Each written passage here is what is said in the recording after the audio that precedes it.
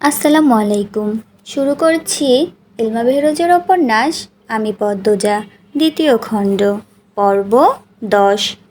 অন্ধকার ঘনীভূত হচ্ছে, মৃদুলের দেখা নেই। পূর্ণার ধৈর্যের বাঁধ ভেঙে পড়ল। বিরক্তিতে সে নিকাব উঠিয়ে ফেলল, ব্যাগ থেকে বের করল মেলা থেকে কেনা বিশেষ টর্চটি, যেটি 3 রঙের আলো ছড়ায়। মৃদুল জিনিসটি প্রান্তের জন্য কিনেছে। টর্চের সুইচে চাপ দিল, জ্বলল না। ভ্রুকুচকে আরও 2বার চেষ্টা করলো। ব্যর্থতায় হতাশ হয়ে টর্চের মুখ নিজের দিকে ধরে ভাবল, দোকানদার কি তাদের ঠকিয়েছে? হঠাৎ করে জ্বলে উঠল টর্চ। তীব্র তীবর্ণ আলো মুখে এসে পড়ল। চমকে চোখ বন্ধ করে ফেলল সে। আমির তখন হাতের সিগারেট নদীর জলে ফেলে দিয়ে পিছন ফিরে তাকিয়েছিল রাফেদের কার্যকলাপ দেখার জন্য। চোখ ফেরাতেই দৃষ্টিতে ধরা পড়ল পূর্ণার মুখ। 3 রঙের আলোয় তার মুখ স্পষ্ট হয়ে উঠেছে। রাফেদ মন্তু ততক্ষণে পূর্ণার খুব কাছাকাছি পৌঁছে গেছে। আমির চিৎকার করে উঠল, রাফেদ! আমিরের কণ্ঠস্বর শুনে রাফেদ মন্তু চমকেও তাকালো। চেনা কণ্ঠ শুনে অবাক হয়ে তাকালো পূর্ণাও। মৃদুল তখন ঘাটের দিকেই আসছিল। তার কানেও পৌঁছালো আমিরের গলা। 4 জোড়া চোখ বড় বড় হয়ে গেল বিস্ময়ে। আমির দ্রুত ট্রলার থেকে নেমে পড়ল। পূর্ণা অস্পষ্ট স্বরে বলল, ভাইয়া! বাতাসে ছড়িয়ে পড়ল উত্তেজনা। মুহূর্তের মধ্যে পরিস্থিতি পাল্টে অন্য রূপ নিল। প্রকৃতিও যেন নিঃশ্বাস বন্ধ করে অপেক্ষা করছে পরবর্তী মুহূর্তের জন্য। রাফেদের পাশ দিয়ে যাওয়ার সময় আমির নিম্নস্বরে বলল, ট্রলারে ফিরে যাও। তারপর এগিয়ে গেল পূর্ণার দিকে। পূর্ণা, এখানে কি করছো? মৃদুল নীরবে এসে দাঁড়ালো আমিরের পেছনে। পূর্ণার চোখের দৃষ্টি অনুসরণ করে ঘাড় ফেরালো আমিরও। মৃদুলকে দেখে তার চোখে বিস্ময়ের ঝলক। মৃদুল! আবার পূর্ণার দিকে ফিরে তাকালো সে। লজ্জায় পূর্ণা মাথা নত করে ফেলল। আমির উভয়কে উদ্দেশ্য করে জিজ্ঞেস করলো, দুজন একসঙ্গে এসেছো? মৃদুল মাথা চুলকাতে চুলকাতে অস্বস্তির সঙ্গে জবাব দিল, জি ভাই, মেলায় আইছিলাম। আমির 2 পা পিছিয়ে গিয়ে সরু চোখে দুজনকে পরখ করল। পূর্ণার চোখে আতঙ্ক। সে বারবার মৃদুলের দিকে তাকাচ্ছে। মৃদুল ইশারায় তাকে সাহস দেওয়ার চেষ্টা করছে। আমিরের মনে হাসির উদ্রেক হলেও মুখে গাম্ভীর্য বজায় রেখে বলল, একদম ঠিক করনি পূর্ণা। এভাবে রাতের বেলা এত দূরে চলে এসেছো, তাও অচেনা একজন ছেলের সঙ্গে। আমিরের কথায় আঘাত লাগলো মৃদুলের মনে। পূর্ণার মাথায় তখন একটাই দুশ্চিন্তা, ভাইয়া জেনেছে মানে আপাও জানবে। তারপর কি হবে সে কল্পনাই করতে পারছে না। পূর্ণার মনোভাব বুঝতে পেরে মৃদুল বলল, ভাই, ও আইতে চায় নাই, আমি ওরে জোর কইরা। মৃদুলকে থামিয়ে দিয়ে আমির বলল, পূর্ণাকে তোর চেয়ে আমি ভালো চিনি। নিজের ইচ্ছা এসেছে নাকি কারো কথায় তা বেশ বুঝতে পারছি। ভয় ও লজ্জায় পূর্ণার ইচ্ছে হচ্ছে মাটির সঙ্গে মিশে যেতে। আমির গাম্ভীর্যের সঙ্গে ক্রোধ মিশিয়ে বলল, এর একটা বিহিত করতেই হবে, সালিশ বসাবো আমি। ভাই! মৃদুল বাধা দিতে চাইল। তুই থাম মৃদুল। আমিরের কণ্ঠ কঠোর। পূর্ণা আমার বোন নিয়ে আমি কি করব সেটা আমার ব্যাপার। আমিরের কথাগুলো রুক্ষ শোনাচ্ছে। পূর্ণা মৃদুলের মুখে দুশ্চিন্তার ছায়া। হঠাৎ পূর্ণার চোখ থেকে নেমে এলো অশ্রুর বন্যা। ভয় ও আতঙ্কে ফুঁপিয়ে কেঁদে উঠল সে। মৃদুল আমির দুজনেই এই অপ্রত্যাশিত প্রতিক্রিয়ায় বিব্রত হয়ে পড়ল। কাঁপা কাঁপা স্বরে পূর্ণা বলল, আমি আর আসবো না ভাইয়া। পূর্ণার অবস্থা দেখে নিজেকে আর আটকাতে পারল না আমির। সশব্দে হেসে উঠল। হাসির দমকে পেট চেপে ধরল। কতদিন পর এমন মুক্ত হাসি হেসেছে খেয়ালই নেই। আমিরের হাসি দেখে থেমে গেল পূর্ণার কান্না। মৃদুল বিস্ময়ে তাকিয়ে রইল। প্রথমে পূর্ণার অকস্মাৎ কান্না, এখন আমিরের উন্মত্ত হাসি। অদ্ভুত দৃশ্য দুটি তাকে হতভম্ব করে দিয়েছে। হাসতে হাসতে আমিরের চোখে জল এসে গেল। অনেক কষ্টে হাসি সামলে বলল, কাঁদতে হবে না, আমি কিছুই করব না। প্রেম করা যায়, আর ধরা পড়লেই কাঁপাকাঁপি? এত ভীরু? সাহস নেই বুকে? পূর্ণা আর চোখে মৃদুলকে দেখে মৃদুস্বরে বলল, আমাদের মধ্যে প্রেম টেম নেই ভাইয়া। আমিরের মুখ বিস্ময়ে হা হয়ে গেল। অবাক হয়ে বলল, সে কি, কি যুগ এলো? প্রেম ভালোবাসা ছাড়াই ছেলে মেয়ে একসঙ্গে রাতের বেলা মেলায় চলে এসেছে। মৃদুল অস্পষ্ট স্বরে বলল, বন্ধু, বন্ধু হই। আমির ভ্রুকুচকে বলল, তাই, তোরা বন্ধু? ভালোই হলো। শুনেছি তোর ভাবি নাকি পূর্ণার বিয়ে ঠিক করেছে। তুই কিন্তু পূর্ণার বিয়েতে আমার সঙ্গে নাচবি। পূর্ণা চমকানো দৃষ্টিতে তাকালো। রুদ্ধশ্বাস কণ্ঠে বলল, কবে, কোথায় ঠিক করেছে? আমির উদাসীনভাবে উত্তর দিল, সে আমি কি জানি, তোমার বোন জানে। তরুণার চোখে অশ্রু জমা হলো। মৃদুল স্তব্ধ হয়ে গেল। তার সমস্ত শরীর পাথরের মতো ভারী হয়ে পড়ল। আমিরের দেয়া খবরটা তীরের মতো তাদের অন্তরে বিঁধেছে। পৃথিবীটা যেন মুহূর্তে ফাঁকা হয়ে গেছে। পূর্ণা চেষ্টা করলো পরিস্থিতি হজম করতে, ঢোক গিলল, ভিতরের যন্ত্রণাকে অতিক্রম করতে। এক পলক মৃদুলের দিকে তাকিয়ে ভাঙা গলায় প্রশ্ন করলো, তোমরা ঢাকা থেকে কবে এলে? আমির প্রশ্নটা শুনে তখনই জবাব দিল না। পূর্ণা বোধহয় পদ্মজার খোঁজে বাড়িতে গিয়েছিল। তখন বাড়ির কেউ হয়তো বলেছে ঢাকার কথা। সে জবাব দিল, আজ বিকেলে, কাল যেও, বোনের সঙ্গে দেখা করে এসো। তরুণা মাথা নাড়ালো।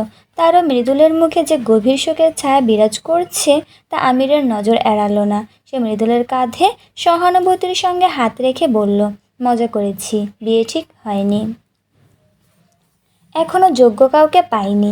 তারপর একটু উজ্জ্বল হয়ে উচ্ছ্বাসের সঙ্গে বলল, তা পূর্ণা, মেলা থেকে কি কি কিনলে? আমিরের কথায় দুজনেই বিভ্রান্তে পড়ে গেল। মৃদুল একটু নড়ে চড়ে দাঁড়ালো। পূর্ণা অবিশ্বাসের সঙ্গে বলল, সত্যি? আমির দুই আঙ্গুল দিয়ে কণ্ঠমণি ধরে বলল, হ্যাঁ বাবা, সত্যি, কসম। পূর্ণার চোখে সন্দেহ। আমির দ্রুত মাথা ঝাঁকিয়ে হাসতে হাসতে বলল, কসম, কসম, কসম। তার কণ্ঠে এমন দৃঢ়তা ছিল যে পূর্ণার চোখে পুরোপুরি বিশ্বাসের আভা ফিরে এলো। পূর্ণা মৃদুল দুজনেই একে অপরের দিকে তাকিয়ে স্বস্তির নিঃশ্বাস ফেলল। যেন একটা ভারী মেঘ কেটে গেছে। পূর্ণা উচ্ছ্বসিত হয়ে বলল, অনেক কিছু কেনা হয়েছে, সবই উনি উপহার দিয়েছেন। তাই নাকি? চলো, আমিও কিছু কিনে দেই। মৃদুল, মেলা কি শেষ? না ভাই, এখনও চলতাছে। চলো যাওয়া যাক। পূর্ণা বাধা দিয়ে বলল, না ভাইয়া, আর কিছু প্রয়োজন নেই, যথেষ্ট হয়েছে। এসব তো বন্ধুর দান, ভাইয়ার উপহার আলাদা। নাকি এখন শুধু বন্ধুর উপহারই গ্রহণযোগ্য, অন্য সব বর্জনীয়? আমিরের ব্যঙ্গোক্তি বুঝতে পেরে পূর্ণা বলল, আহা ভাইয়া। আমির হাসল, চলো মেলায় যাই। মৃদুল, তোর সাইকেল ওই ডান দিকের ট্রলারে রেখে আয়। পূর্ণার হাতের ব্যাগটাও নিয়ে যা, যাওয়ার সময় ট্রলারে করে ফিরবি। রাতের বেলা হাওড় দিয়ে হেঁটে যাওয়া নিরাপদ না। ভাইয়া, তুমি ফিরবে না? পূর্ণা জিজ্ঞেস করলো। আমির উত্তর দিল, কিছুটা দেরি হবে, একজনের সঙ্গে দেখা করতে এসেছি, একটা গুরুত্বপূর্ণ কাজে। মৃদুল, যা, ব্যাগ রেখে আয়।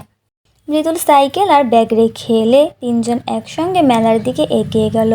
শাড়ির প্রতি পূর্ণার দুর্বলতা দেখে তাকে বেশ কটা শাড়ি কিনে দিল আমির। মেলা থেকে বের হওয়ার পথে হঠাৎ একটা শাড়ির ওপর আটকে গেল তার দৃষ্টি। কৃষ্ণবর্ণের রেশমি শাড়িটা দেখেই পদ্মজার মুখচ্ছবি ভেসে উঠল মানসপটে। পদ্মজার প্রিয় রং কালো আর সাদা। ভ্রু সুঠাম ও লাবণ্যময় দেহটা যখন কালো শাড়ি জড়িয়ে থাকে তখন এক অপ্রার্থিব সৌন্দর্যের সৃষ্টি হয়। আমিরের ধারণা কৃষ্ণবর্ণের সৃষ্টি হয়েছে শুধু পদ্মজার রূপের মাধুরী প্রকাশ করতে। সে চোখের সামনে দেখতে পাচ্ছে পদ্মজার ঠোঁটের নিচের সেই ক্ষুদ্র স্থির কৃষ্ণ তিল। মৃদু হাসিতে উদ্ভাসিত মুখে পদ্মবতী দাঁড়িয়ে আছে। সেই তিল থেকেও বিচ্ছুরিত হচ্ছে অলৌকিক আলোর ঝলক। আমির শাড়িটি কিনে নিল। পূর্ণ আনন্দে আত্মহারা। আজ সে এত কিছু পেয়েছে। ঘাটে হাওলাদারদের দুটো ট্রলার ছিল। দ্বিতীয় ট্রলারে চেপে তারা দুজন বিদায় নিল। সঙ্গে গেল মন্টু, সে পূর্ণাকে বাড়ি পৌঁছে দেবে। আমির বড় ট্রলারটির ছাদে উঠে বসল। মৃদুল পূর্ণার সম্পর্ক তার অন্তরে মিষ্টি অনুভূতি ছড়িয়ে দিয়েছে। কত সুন্দর তাদের জীবন, কোনো জটিলতা নেই, কোনো দূরত্ব নেই। হঠাৎ একটা দুশ্চিন্তা খেলে গেল তার মনে। সে তো পূর্ণাকে আগামীকাল তাদের বাড়িতে আসতে বলে দিল, কিন্তু পদ্মজা তো সেখানে নেই। তাছাড়া কিছুক্ষণ আগেও সে পদ্মজার জন্য উদ্বিগ্ন ছিল। একবার ওদিকে যাওয়া প্রয়োজন। সে রাফেদকে ডেকে বলল, আমি যাচ্ছি, মন্টু দ্রুত ফিরে আসবে, পরিকল্পনা মনে রাখবে, দুজনে সতর্ক থেকে কাজ করবে, চাচাও সম্ভবত আসবে। কিছুটা দেরি হলেও আমি ফিরব। জি ভাই। পদ্মজা আশঙ্কা করেছিল আরভিদ তার ওপর আক্রমণ করবে, কিন্তু তার ভয় অমূলক প্রমাণিত হলো। লোকটা কিছুই করেনি। পদ্মজা প্রথমে ঘরটায় ঢোকার চেষ্টা করছিল, দরজা বন্ধ। ভেতর থেকে কোনো শব্দ ভেসে আসছিল না। উৎকণ্ঠা জাগলো মনে। মেয়েগুলো কি নিরাপদে আছে? যে ঘরে পাচারের লক্ষ্যে কয়েকজনকে বন্দি করে রাখা হয়েছিল সেই ঘরের দরজা অবশ্য খোলা। দরজায় লেখা তৃতীয় ঘর। পদ্মজা সন্ধ্যা পর্যন্ত তৃতীয় ঘরের সামনে পায়চারি করলেও ঢোকার সাহস সঞ্চয় করতে পারল না। তার হাতে হ্যান্ডকাফ পরানো। তাছাড়া আরভিদও সারাক্ষণ নজর রাখছিল। অমানুষটা কখন যে তার সম্ভ্রমে আঘাত করে বসবে সে আশঙ্কায় সামনে এগোলো না। অন্ধকার নেমে আসতেই রিদওয়ান বাইরে যাওয়ার জন্য প্রস্তুত হচ্ছিল। পথে দেখতে পেল পদ্মজা একা একা হাঁটাহাঁটি করছে। তার চলার ভঙ্গি কিছুটা উদাসীন। সে অবাক হয়ে আরভিদকে প্রশ্ন করল, কি ব্যাপার, পদ্মজা এখানে কি করছে? আরভিদ বলল, ভাইজান নির্দেশ দিয়েছেন তেমনটাই অনুসরণ করা হচ্ছে। আমির ওর রূপে পাগল হয়ে গেছে। কবে যে এই মেয়ের মোহ ভাঙবে কে জানে। সতর্ক থাকো, কখন কি করে বসে তার ঠিক নেই। সে পাতালপুরের প্রধান দরজার দিকে এগিয়ে গেল। বহুবার চেষ্টা করেও দরজাটা খুলতে পারল না। দাঁতে দাঁত চিপিয়ে আরভিদের দিকে ফিরল। কি ব্যাপার, দরজাটা কেন খুলছে না? আরভিদ জানালো, চাবি ভাইয়ের কাছে। ধ্যাত। রিদওয়ান বিরক্তি প্রকাশ করে অন্ধকারের চোখে চলে গেল। তার দেহে ক্লান্তির ছাপ স্পষ্ট হয়ে উঠেছিল। পুরো শরীর অবসন্ন হয়ে পড়েছে। একদিকে কাজের চাপ, অন্যদিকে অসুস্থ শরীরের বোঝা।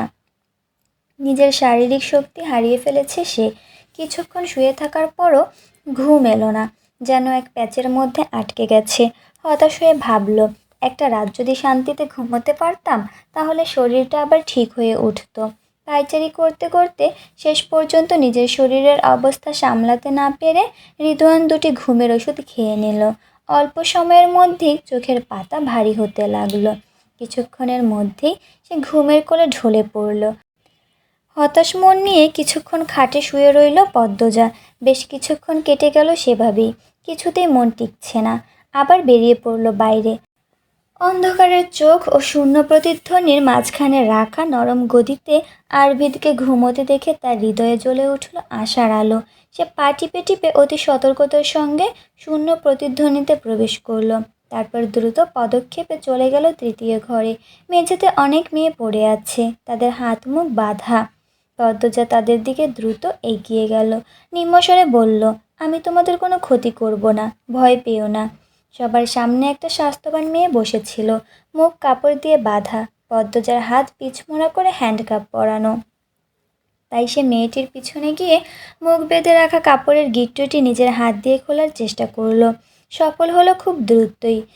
মেয়েদের সবাই বিস্ময়াতীভূত হয়ে পদ্মজাকে দেখছে। তাদের মনে হচ্ছে বিধাতা বুঝি কোনো দূত পাঠিয়েছেন। বাঁধন খুলতেই স্বাস্থ্যবান মেয়েটি পদ্মজাকে জিজ্ঞেস করলো, কে আপনি? পদ্মজা ভীত চোখে দরজার দিকে ফিরল। ফিসফিসিয়ে জবাব দিল, আমি পদ্মজা। তোমরা আমাকে চিনবে না। আমি তোমাদের সাহায্য করতে এসেছি। নিজেদের মধ্যে চাওয়াচাই করলো মেয়েগুলো। স্বাস্থ্যবতী মেয়েটির হাতের বাঁধন খোলার জন্য তার পেছনে গিয়ে পিঠ ঘুরিয়ে বসলো পদ্মজা। হ্যান্ডকাফের মাঝে দূরত্ব খুব কম। সে শুধু আঙুল নাড়াতে পারছে, তাই দাঁত দিয়ে দড়ির গিট খোলার জন্য মেঝেতে শুয়ে পড়ল। গালে ঠান্ডা মেঝে লাগতেই ক্ষতস্থান শিরশির করে উঠল। যে দড়ি দিয়ে মেয়েটির হাত বাঁধা হয়েছে সেটা নোংরা হয়েছিল। মুখের ভেতর ময়লা প্রবেশ করেছে। তারপরও হাল ছাড়ল না পদ্মজা। নিরলস প্রচেষ্টায় সে দড়ির গিট খুলতে লাগলো। প্রতিটি মুহূর্ত একটা যুগের সমান লম্বা মনে হচ্ছে। অবশেষে জানে না কতক্ষণ পর খুলে গেল গিট। মুক্তির আনন্দে মেয়েটির মুখে ফুটে উঠল হাসি। পদ্মজা মৃদুস্বরে বলল, এখন তোমার পালা, অন্যদের মুক্ত করো। মেয়েটি তাড়াতাড়ি করে উঠে দাঁড়িয়ে আরও দুটো মেয়েকে বাঁধন খুলে মুক্ত করলো। তারপর তিনজন মিলে সাহায্য করলো বাকিদের। তাদের চোখে মুক্তির আশা জ্বলজ্বল করছে। পদ্মজা সবাইকে কথা বলতে নিষেধ করলো। সে মনে মনে প্রার্থনা করছে কেউ আসার আগেই যেন সবগুলো মেয়ে বেরিয়ে যেতে পারে। আমির বোকামি করেছে, সে পদ্মজাকে ছেড়ে গিয়েছে। এই বোকামি লোকটা দ্বিতীয়বার করবে না। এই সুযোগ কাজে না লাগাতে পারলে সব শেষ। মেয়েগুলোর মধ্যে দু একজন উত্তেজনায় কাঁপছে, তাদের চোখে ভয় ও আশার দ্বৈত সংগ্রাম। পদ্মজা বলল, আমরা একসঙ্গে বের হব, একসঙ্গে লড়ব, নিজেদের ইজ্জত বাঁচাতে একসঙ্গে ঝাঁপিয়ে পড়ব। মেয়েরা নীরবে মাথা নাড়ল, তাদের চোখেও দৃঢ় সংকল্প। পদ্মজা দুজনকে ডেকে নিল নিজের কাছে, বাকিদের অপেক্ষা করতে বলল। দুটো মেয়েকে নিয়ে সে পঞ্চম ঘরে চলে এলো। বিকেলে যখন এদিকে হাঁটছিল তখন এই ঘরের এক কোণে লাঠি আর পাথর দেখেছিল। পদ্মজা মেয়ে দুজনকে বলল, লাঠিগুলো নাও, আর বড় পাথর 3টে আছে, 3টেই নিয়ে নাও, ছোটও নিও কয়েকটা। কাজ সেরে তারা আবার ফিরে এলো তৃতীয় ঘরে। পদ্মজা সবার উদ্দেশ্যে বলল, শত্রুকে আঘাত করার মতো সাহস কার কার আছে? 6টি মেয়ে হাত তুলল। পদ্মজা তাদের হাতের লাঠি আর পাথর বুঝিয়ে দিয়ে বলল, যখনই আক্রমণ করতে বলবো করবে, শরীরের সবটুকু শক্তি দিয়ে যেভাবে পারো আঘাত করবে। আর যদি তোমরা লড়তে না পারো তবে বিদেশ পাচার হয়ে যাবে, সেখানে তোমাদের দিয়ে অনেক খারাপ কাজ করানো হবে, অত্যাচার করা হবে। যাদের হাতে অস্ত্র নেই তারা দাঁত আর নখ কাজে লাগাবে। মেয়েরা একসঙ্গে মাথা নাড়ল। তারা ঘোরের মাঝে আছে, এতগুলো দিন এখানে কাটিয়ে প্রাণের মায়া চলে গিয়েছিল, কিন্তু এই মানুষটা নতুন আশার সংবাদ নিয়ে এসেছে। সাবধানে তৃতীয় ঘর থেকে বেরিয়ে পড়ল সবাই, সবার সামনে পদ্মজা। শূন্য প্রতিধ্বনির দরজা পেরোনোর সময় মেয়েগুলোর মধ্যে ধাক্কাধাক্কি শুরু হয়ে গেল। হঠাৎ হুমড়ি খেয়ে পড়ল একজন, তার আর্তনাদে খুলে গেল আরবিদের চোখ। সামনে মেয়েগুলোকে দেখে হকচকিয়ে গেল সে। পরিস্থিতি বুঝে পদ্মজা উচ্চস্বরে বলল, সবাই একে আক্রমণ করো। স্বাস্থ্যবান মেয়েটি সবার আগে ঝাঁপিয়ে পড়ল, আরবিদের পিঠে আঘাত করতে লাগলো। আঘাতের তীব্রতায় মেঝেতে পড়ে গেল আরবিদ। সেই সুযোগে অন্যরাও ঝাঁপিয়ে পড়ল তার ওপর। আরবিদ মেয়েগুলোকে ধাক্কা দিয়ে সরানোর চেষ্টা করলো বটে, কিন্তু 15টা যুবতী মেয়ে তো কম কথা নয়। ব্যর্থ হয়ে মার খেতে খেতে উবু হয়ে বসে পড়ল সে। যাদের হাতে অস্ত্র নেই তারা অনবরত লাথি হাঁকাচ্ছে। একটা মেয়ে আতঙ্কে দূরে দাঁড়িয়ে আছে, পাথর হাতে। পদ্মজা তাকে উৎসাহ দিয়ে বলল, পাথর ছুঁড়ে লোকটার মাথায় আঘাত করো, ভয় পেও না। পদ্মজার কথা মতো পাথর দিয়ে আরবিদের মাথায় আঘাত করল মেয়েটি। আরবিদের মরণ আর্তনাদ আর মেয়েগুলোর ক্রোধ মেশানো নিঃশ্বাসে কেঁপে উঠল চারপাশ। রক্তাক্ত আরবিদ নিস্তেজ হয়ে যেতেই পদ্মজার ঠোঁটে ফুটে উঠল বিজয়ের হাসি। তার আদেশে একটি মেয়ে দরজার সামনে গিয়ে অনুসন্ধানী হাতে চাবি খুঁজল। শূন্যতা ছাড়া কিছুই পেল না। চাবি না পেয়ে দ্রুত ছুটে গেল আরবিদের নিথর দেহটার কাছে। পোশাক হাতড়েও কিছু পেল না। রুদ্ধ হয়ে এলো পদ্মজার প্রাণবায়ু। এক পা দূরে স্বাধীনতা, অথচ না, সে আর ভাবতে পারছে না। মেয়েদের নিয়ে পাতালপুরীর প্রতিটি কোণ অনুসন্ধান করলো, কিন্তু কোনো চাবিতেই দরজা খুলল না। মেয়েদের চোখে জ্বলে ওঠা আশার আলো নিভে গেল ফুৎ করে। পদ্মজাও ভেঙে পড়ল, তবুও সান্ত্বনার বাণী উচ্চারণ করল, ভয় নেই, আমরা জয়ী হব। দরজায় আঘাত করল সবাই। নিষ্ঠুর নীরবতা ছাড়া কোনো উত্তর মিলল না। এই লৌহ কঠিন দরজা শরীরের শক্তিতে ভাঙা সম্ভব নয়। গভীর নিঃশ্বাস ফেলে পদ্মজা বলল, সবাই শোনো, আমরা দরজার মুখে দাঁড়িয়ে থাকব। কেউ দরজা খুললেই আমরা তার ওপর ঝাঁপিয়ে পড়ব। এই লোকটার মতো অবস্থা করে সবাই মিলে একসঙ্গে পালাবো। এখন যেভাবে সবাই একসঙ্গে কাজ করেছো তখনও করবে, ঠিক আছে? মেয়েরা মাথা নেড়ে সায় দিল। তারা লড়াইয়ের জন্য তৈরি। পেরিয়ে গেল 10 মিনিট, 20 মিনিট, 30 মিনিট। হঠাৎ ভেসে এলো দরজা খোলার আওয়াজ। সবার বুকের ধুকপুকুনি বেড়ে গেল। পদ্মজা সবাইকে ইশারা করলো আক্রমণ করতে। দরজা খুলতেই মেয়েরা ঝাঁপিয়ে পড়ল। কিছুক্ষণ আগের কথা, আমির পাতালপুরীর সামনে এসে দেখতে পেল মজিদার খলিল দাঁড়িয়ে আছে। তাদের কাছে চাবি নেই। আমির খলিলকে চাবি দিল তালা খুলতে। খলিল দরজা খুলতেই সব মেয়ে তার উপর ঝাঁপিয়ে পড়ল। অভাবনীয় দৃশ্যটা শক্ত করে দিল আমিরের চোয়াল।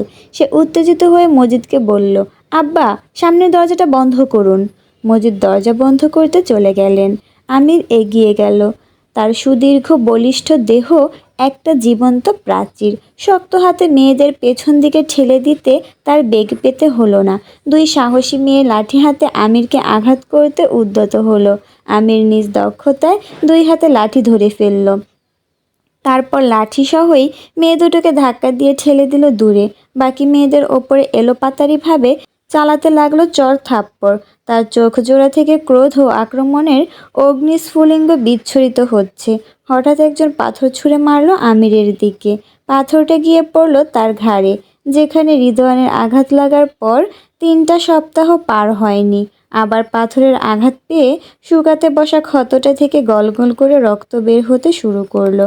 আমিরের গলায় তখনও পদ্মজার জন্য কেনা শাড়িটি ঝুলছে।